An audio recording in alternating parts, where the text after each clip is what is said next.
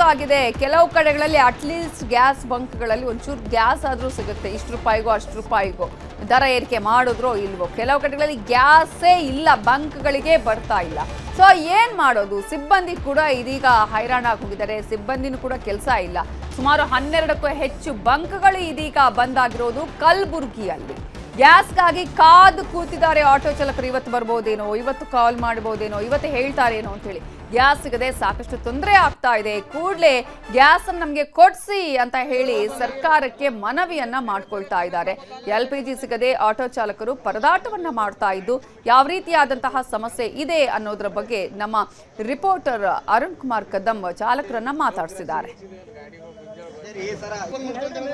ರಾಷ್ಟ್ರದಲ್ಲಿ ಯುದ್ಧ ಹಿನ್ನೆಲೆ ಅದರ ಎಫೆಕ್ಟ್ ಈಗ ಕಲಬುರಗಿಗೆ ಆಟೋ ಚಾಲಕರಿಗೆ ತಟ್ಟಿರುವಂಥದ್ದು. ಕಲಬುರಗಿಲಿರೋ ಸುಮಾರು ಬಹುತೇಕ ಗ್ಯಾಸ್ ಬಂಕ್ಗಳಿದೆ, ಎಲ್ಲವೂ ಕೂಡ ಈಗ ಔಟ್ ಆಫ್ ಸ್ಟಾಕ್ ಆಗಿರುವಂಥದ್ದು. ಹಾಗಾಗಿ ನಮ್ಗೆ ಆಟೋ ಚಾಲನೆ ಮಾಡೋಕ್ಕೆ ಸಾಕಷ್ಟು ತೊಂದರೆ ಆಗ್ತಾ ಇದೆ ಅಂತೇಳಿ ಆಟೋ ಚಾಲಕರಿಗೆ ಪರದಾಡುವಂಥದ್ದು ಪರಿಸ್ಥಿತಿ ನಿರ್ಮಾಣವಾಗಿದೆ. ಯಾಕಂದರೆ ನಾವೀಗ ಕಲಬುರಗಿಯ ಏನು ಸೂಪರ್ ಗ್ಯಾಸ್ ಬೆಳೆಯಿದ್ದೀವಿ, ಇಲ್ಲಿ ಒಂದು ಸಾವಿರಾರು ಜನ ಆಟೋ ಚಾಲಕರು ಈಗ ಆಟೋ LPG ಗ್ಯಾಸ್ಗಾಗಿ ಕ್ಯೂ ಲೈನ್ ನಿಂತ್ಕೊಂಡಿದ್ದಾರೆ.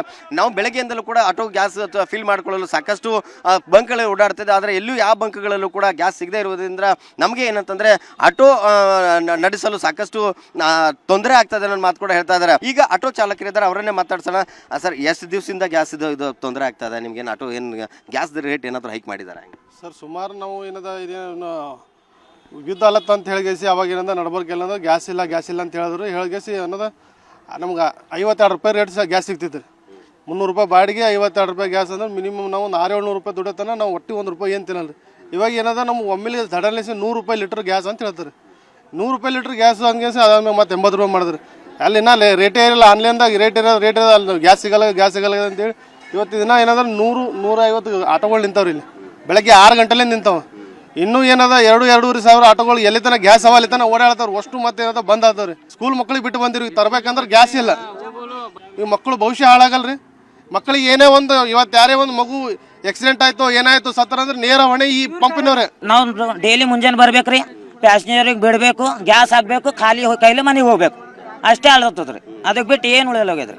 ಮತ್ತೆ ಎಲ್ಲರ ಸಾಲ ಮಾಡಿ ಮನೆ ನಡೆಸ್ಬೇಕು, ಸಾಲ ತುಂಬೇಕು ಹೆಂಗ್ರಿ? ಸರ್ಕಾರ ಗ್ಯಾಸ್ ಕೊಡ್ತದೆ ಅಂತಾರೆ. ನಮ್ಮ ಕಲಬುರಗಿ ಬಂಕ್ಗಳು ಗ್ಯಾಸ್ LPG ಸಿಗ್ತಾ ಇದೆ. ಗ್ಯಾಸ್ ಇತ್ತು ರೀ, ಗ್ಯಾಸ್ ಇತ್ತು ಬಂದ್ ಮಾಡ್ಯಾರ. ಸರ್, ನಾವು ಇಲ್ಲಿ ಹಾಕಗತ್ತೆ ಗ್ಯಾಸ್ ಸರ್ 4 ವರ್ಷ ಆಯ್ತು ಸರ್ ಹಾಕಗತ್ತೆ ಗ್ಯಾಸ್. ಕರೆಕ್ಟಾಗಿ ಗ್ಯಾಸ್ ಹಾಕ್ತಾರೆ ಸರ್ ಮಾಲಕರು. ಯಾರೇ ಒಂದು ಸ್ವಲ್ಪ ಅಡೆತಡೆ ಏನು ಮಾತಾಡಿ ದಯವಿಟ್ಟು ಮಾಲಕರು ರಿಕ್ವೆಸ್ಟ್ ಮಾಡ್ಕೊಂಡು ಹೇಳೋದು ಸರ್. ನಾವು ಗ್ಯಾಸ್ ಎಲ್ಲರಿಗೂ ಕರೆಕ್ಟಾಗಿ ಗಾಡಿಗಳು ಹಾಕಿ ಬಿಡೋದು ಸರ್. ದಯವಿಟ್ಟು ಅವರಲ್ಲಿ ವಿನಂತಿ ಕೇಳ್ಬೋದು ಸರ್. ಯಾರೇ ಒಬ್ಬರು ಜಗಳ ಆಡಬೇಡ ಸರ್. ಇಲ್ಲಿ ಎಲ್ಲರೂ ಸಂಬಾಯ್ತು ಮಾಡಿ ಸಮಾಧಾನ ಮಾಡಿ ಹಾಕೋಬೇಕು ಸರ್ ಗ್ಯಾಸ್. ಇಷ್ಟೇ ತಮ್ಮಲ್ಲಿ ವಿನಂತಿ ಕೇಳ್ಕೋ ಸರ್. ಇದು ಏನಂತಂದ್ರೆ ಆಟೋ ಚಾಲಕರ ಮಾತು. ನಾವು ಇಡೀ ದಿನ ದುಡ್ಕೊಂಡು ಏನು ಉಪಜೀವನ ನಡೆಸ್ತಾ ಇದೀವಿ, ಆದರೆ ಗ್ಯಾಸ್ ಸಿಗದೇ ಇರೋದ್ರಿಂದ ಸಾಕಷ್ಟು ತೊಂದರೆ ಆಗ್ತದೆ. ಸುಮಾರು ಕಲಬುರಗಿ ನಗರದಲ್ಲೇ ಸುಮಾರು 20% ಕಡೆ ಹೆಚ್ಚು ಏನಂತಂದ್ರೆ LPG ಗ್ಯಾಸ್ಗಳ ಇರೋ ಆಟೋಗಳು ಓಡಾಡ್ತಾ ಇರುವಂಥದ್ದು. ಹಾಗಾಗಿ ನಮಗೇನಂತಾರೆ ಗ್ಯಾಸ್ ವ್ಯವಸ್ಥೆಯನ್ನು ಮಾಡ್ಕೊಡ್ಬೇಕನ್ನೋ ಮಾತು ಕೂಡ ಇಲ್ಲಿನ ಏನು ಆಟೋ ಚಾಲಕರು ಹೇಳ್ತಾ ಇರೋದಂಥದ್ದು. ಕ್ಯಾಮ್ರಾ ಪರ್ಸನ್ ಸಂಜು ತಳವಾರ್ ಜೊತೆ ಅರುಣ್ ಕದಂ, ನ್ಯೂಸ್ 18 ಕಲಬುರಗಿ. ಪೆಟ್ರೋಲ್ ಇದ್ದಂತಹ ಸಂದರ್ಭದಲ್ಲಿ ಗ್ಯಾಸ್ ಅನ್ನ ಬಳಕೆ ಮಾಡ್ಕೊಳ್ಳಿ ಅಂತ ಸಲಹೆಯನ್ನ ಕೊಟ್ಟರು. ಆದ್ರೆ ಇದೀಗ ಗ್ಯಾಸ್ ಅನ್ನ ಬಳಕೆ ಮಾಡ್ಕೊಂಡಂತಹ ಆಟೋ ಚಾಲಕರಿಗೆ ಇದರ ಸಮಸ್ಯೆ ಎಷ್ಟರ ಮಟ್ಟಿಗೆ ಕಾಣಿಸ್ತಾ ಇದೆ ಅಂತ ಹೇಳಿದ್ರೆ, ಯಾಕಾದ್ರೂ ನಾವು CNG ಅನ್ನ ಬಳಕೆ ಮಾಡ್ತಾ ಇದೀವೋ ಅನ್ನುವಂತಹ ಒಂದು ಫ್ರಸ್ಟ್ರೇಟ್ ಅನ್ನ ಹುಟ್ಟುಹಾಕಿದೆ. ಹಾವೇರಿಯಲ್ಲಿ ಆಟೋ ಗ್ಯಾಸ್ ದರ ಏರಿಕೆ ಮಾಡಿರುವ ಹಿನ್ನೆಲೆಯಲ್ಲಿ ಆಕ್ರೋಶ ಭುಗಿಲಿದೆ. ರಾಣೆಬೆನ್ನೂರಿನಲ್ಲಿ ಆಟೋ ಚಾಲಕರು ಪ್ರತಿಭಟನೆಯನ್ನ ಮಾಡಿದ್ದಾರೆ. ಗ್ಯಾಸ್ ಬಂಕ್ ಮುಂದೆನೆ ಪ್ರತಿಭಟನೆಯನ್ನ ಮಾಡಿ ತಮ್ಮ ಆಕ್ರೋಶವನ್ನ ಹೊರಹಾಕಿದ್ದಾರೆ. ಮೊದಲ 55 ರೂಪಾಯಿ ಇದ್ದಂತಹ LPG ದರ ಈಗ 100 ರೂಪಾಯಿ ಆಗಿದೆ. ಬೇಕಾಬಿಟ್ಟಿ ಹಣ ವಸೂಲಿ ಮಾಡ್ತಿದ್ದಾರೆ ಅಂತ ಕಿಡಿಕಾಡ್ತಾ ಇದ್ದಾರೆ. ಈಗ ಯಾರು ಏನು ಹೇಳೋದಿಕ್ಕಾಗದಂತಹ ಪರಿಸ್ಥಿತಿ ಅನ್ನುವ ರೀತಿಯಾಗಿ ಆಗಿದೆ. ಬಂಕ್ ಮಾಲೀಕರೇ ಹೇಳ್ತಾರೆ, ನಮ್ಗೇನು ಸಿಗ್ತಾ ಇಲ್ಲ, ನಾವು ಕಷ್ಟಪಟ್ಟು ಎಲ್ಲಿಂದನೋ ಏನೋ ಜಾಸ್ತಿ ರೇಟ್ ಕೊಟ್ಟು ನಾವು ತರಿಸ್ತಾ ಇದೀವಿ, ನಮಗೂ ಸಿಗ್ತಾ ಇಲ್ಲ ಅಂತ ಅವರು ಹೇಳ್ತಾ ಇದ್ರೆ, ಇಲ್ಲಿ ನಮಗೆ ಗ್ರಾಹಕರು ಏನು ಕೊಡ್ತಾ ಇಲ್ಲ, ನೀವು ಏಕಾಏಕಿ ಈ ರೀತಿಗೆ ದರ ಏರಿಕೆ ಮಾಡಿದ್ರೆ ನಾವೇನ್ ಮಾಡೋದು ಅಂತ ಹೇಳಿ ಈಗಾಗಲೇ ಆಯಾ ಕಂಪನಿಗಳು ಈ ದರವನ್ನ ಏರಿಕೆ ಮಾಡ್ತಾ ಇದೆ, ಫಿಕ್ಸ್ ಮಾಡ್ತಾ ಇರುವುದನ್ನ ಕೂಡ ನಾವಿಲ್ಲಿ ಗಮನಿಸ್ತಾ ಇದ್ದೀವಿ. ಇದು ಯುದ್ಧದ ಸಂದರ್ಭ. ಇಂತಹ ಸಂದರ್ಭದಲ್ಲಿ ಎಲ್ಲರೂ ಕೂಡ ಅಟ್ಲೀಸ್ಟ್ ಮಾನವೀಯತೆಯನ್ನ ಇಟ್ಕೊಂಡು ಯಾವ ರೀತಿಯಾಗಿ ಸಮಸ್ಯೆಗಳ ಆಗದ ಹಾಗೆ ಹೋಗ್ಬೇಕಾಗಿದೆ.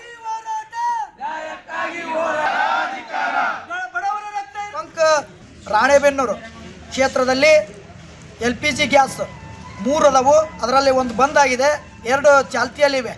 ಇದು 2 ಏನಿದೆವೋ ಈ ಬಂಕ್ ಮಾಲೀಕರು ಹೊಂದಾಣಿಕೆಯಿಂದ ಇವತ್ತು ಬಡವರ ರಕ್ತವನ್ನು ಇರ್ತಾ ಇದ್ದಾರೆ, ವೆರಿಫಿಕೇಷನ್ ಮಾಡ್ತಾರೆ. ಅಂದರೆ ಏನು ಇವತ್ತು ಇಲ್ಲಿ ಬಂಕಿನಲ್ಲಿ ಗ್ಯಾಸ್ ಇದ್ದರೂ ಕೂಡ ಇಲ್ಲ ಅಂತ ಅಭಾವ ಸೃಷ್ಟಿ ಮಾಡಿ ಇವತ್ತು ಹೆಚ್ಚಿನ ದರದಲ್ಲಿ ಸುಲಿಗೆ ಮಾಡ್ತಿದಾರೆ.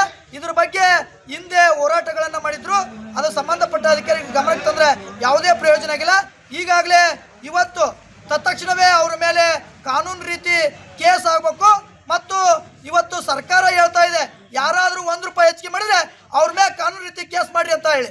ಇವತ್ತು ಅಧಿಕಾರಿಗಳು ಕೇಸ್ ಮಾಡಕ್ಕೆ ರೆಡಿ ಇಲ್ಲ.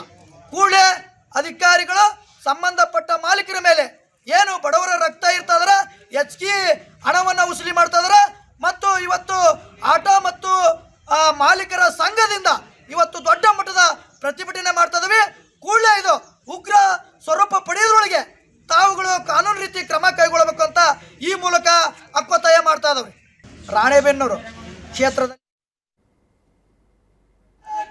ಎಷ್ಟೇ ಎಸ್ಮಾ ಜಾರಿ ಮಾಡಿದ್ರು ಕೂಡ ಯಾವುದೇ ರೀತಿಯಾಗಿ ಇಲ್ಲಿ ಕ್ರಮಗಳನ್ನ ಕೈಗೊಳ್ಳದ ಹೊರತಾಗಿ ಇಲ್ಲ ಯಾರು ಏನು ಮಾಡೋದಕ್ಕೆ ಸಾಧ್ಯ ಇಲ್ಲ ಅನ್ನುವಂತಹ ಪರಿಸ್ಥಿತಿ ಈಗ ಬಂದ್ಬಿಟ್ಟಿದೆ. ಅಧಿಕಾರಿಗಳು ಗಮನ ಹರಿಸಬೇಕು, ಏನಾಗ್ತಿದೆ, ಯಾವ ರೀತಿಯಾಗಿದೆ, ಬಂಕ್ಗಳ ಪರಿಸ್ಥಿತಿ ಏನು, ಯಾವ ರೀತಿಯಾಗಿ ರೇಟ್ ಹೈಕ್ ಮಾಡ್ತಾ ಇದ್ದಾರೆ. ಅಟ್ಲೀಸ್ಟ್ ಅಧಿಕಾರಿಗಳು ಈಗಲಾದ್ರೂ ಹೋಗ್ಬೇಕಲ್ಲ, ಅದು ಮಾಡ್ತಾ ಇಲ್ಲ. ಈಗಾಗಲೇ ನಾವು ಎಲ್ಲವೂ ಸರಿ ಇದೆ ಅಂತ ಹೇಳಿ ಕಣ್ಮುಚ್ಚಿ ಕೂತ್ಕೊಳ್ಳುವಂತಹ ಪರಿಸ್ಥಿತಿಯನ್ನ ಅಧಿಕಾರಿಗಳು ತಂದ್ಕೊಂಡಿದ್ದಾರಾ ಅನ್ನುವಂಥದ್ದೇ ಇಲ್ಲಿ ಪ್ರಶ್ನೆ ಆಗಿರುವಂಥದ್ದು. ಕಾರಣ ಈಗಾಗಲೇ ಈ ರೀತಿಯಾಗಿ ಒಂದರಿಂದ ಒಂದು ಕಡೆಗಳಲ್ಲಿ ದರದ ಏರಿಕೆ ಆಗ್ತಾ ಇದೆ, ಕೆಲವು ಕಡೆಗಳಲ್ಲಿ ಬೇಕಾಬಿಟ್ಟಿಯಾಗಿ ದರವನ್ನು ಏರಿಕೆ ಮಾಡ್ತಾ ಇದ್ದಾರೆ.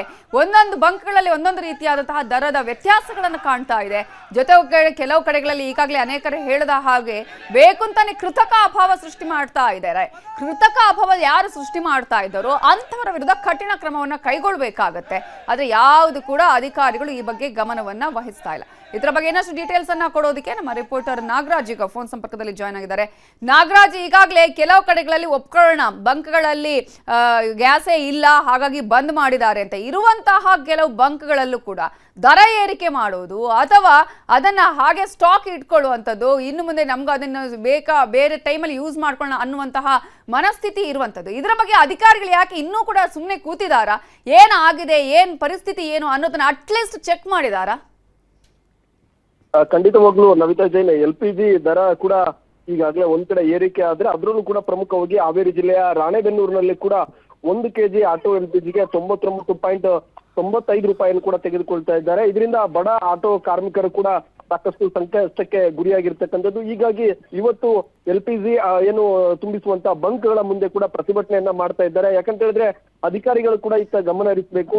ಈ ರೀತಿಯಾದಂತಹ ದುಬಾರಿ ದರವನ್ನ ನಿಗದಿಪಡಿಸಿರ್ತಕ್ಕಂಥದ್ದು ಇದು ಕಾನೂನು ಬಾಹಿರ ಅನ್ನುವ ರೀತಿಯಲ್ಲಿ ಕೂಡ ಹೋರಾಟಗಳನ್ನು ಕೂಡ ಮಾಡ್ತಾ ಇದ್ದಾರೆ. ಮೊದಲು 55 ರೂಪಾಯಿ ಇದ್ದಿರ್ತಕ್ಕಂಥ ಆಟೋ LPG ದರ ಈಗ 100 ರೂಪಾಯಿ ತಲುಪಿರ್ತಕ್ಕಂಥದ್ದು. ಇದರಿಂದಾಗಿ ನಮ್ಗೆ ಬಾಡಿಗೆಗಳು ಕೂಡ ಬರ್ತಾ ಇಲ್ಲ. ಇದರಿಂದಾಗಿ ಆಟೋವನ್ನ ಹೊಂದಿರ್ತಕ್ಕಂಥವ್ರು ಕೂಡ ನಾವು ಸಂಕಷ್ಟಕ್ಕೆ ಸಿಲುಕಿಕೊಂಡಿರ್ತಕ್ಕಂಥದ್ದು. ಪ್ರಮುಖವಾಗಿ ಆಟೋಗಳನ್ನೆಲ್ಲ ಓಡಿಸುವಂತವ್ರು ಕೂಡ ಮಧ್ಯಮ ವರ್ಗದ ಜನರಾಗಿರುವುದರಿಂದ ಬಹಳಷ್ಟು ಸಮಸ್ಯೆಗಳು ಕೂಡ ಎದುರಾಗುವಂತ ಲಕ್ಷಣಗಳು ಕೂಡ ಇರ್ತಕ್ಕಂಥದ್ದು. ಹೀಗಾಗಿ ಈ ಯುದ್ಧದ ನೆಪವನ್ನ ಒಡ್ಕೊಂಡು ರಾಣೆಬೆನ್ನೂರು ಪಟ್ಟಣದಲ್ಲಿ ಕೂಡ ಒಟ್ಟು 3 ಬಂಕ್ಗಳು ಇರ್ತಕ್ಕಂಥದ್ದು. ಅದರಲ್ಲಿ 1 ಬಂಕ್ ಬಂದ್ ಆಗಿದೆ, ಇನ್ನು 2 ಬಂಕ್ಗಳಲ್ಲಿ ಮಾತ್ರ LPG ಗ್ಯಾಸ್ ಇರ್ತಕ್ಕಂಥದ್ದು. ಆದ್ರೆ ಈ LPG ಅನ್ನು ಕೂಡ ಈ ರೀತಿಯಾದಂತಹ ದರ ಏರಿಕೆ ಮಾಡಿರೋದ್ರಿಂದ ಆಟೋ ಮಾಲಕರು ಕೂಡ ಸಂಕಷ್ಟಕ್ಕೆ ಸಿಲುಕಿದ್ದಾರೆ. ಈಗಾಗಲೇ ಕೂಡಲೇ ಕೂಡ ಅಧಿಕಾರಿಗಳು ಎಚ್ಚೆತ್ತುಕೊಂಡು ಈ ದರ ನಿಗದಿ ಬಗ್ಗೆ ಸೂಕ್ತವಾದಂತಹ ಕ್ರಮವನ್ನ ತೆಗೆದುಕೊಳ್ಬೇಕಂತೇಳಿ ಕೂಡ ಹೋರಾಟಗಾರರು ಕೂಡ ಮನವಿಯನ್ನ ಕೂಡ ಮಾಡ್ತಾ ಇದ್ದಾರೆ. ನವಿತಾ, ಅಲ್ಲ, ಇಷ್ಟೆಲ್ಲ ಹೋರಾಟ ಆದ್ರೂ ಕೂಡ ಅಧಿಕಾರಿಗಳು ಇನ್ನು ಯಾರು ಎಚ್ಚೆತ್ಕೊಂಡ ಹಾಗೆ ಕಾಣಿಸ್ತಾ ಇಲ್ಲ. ಅಲ್ಲಿ ಕೃತಕ ಅಭಾವ ಸೃಷ್ಟಿ ಮಾಡ್ತಾ ಇದ್ದಾರಾ ಬಂಕ್ ಮಾಲೀಕರು, ಹೇಗೆ?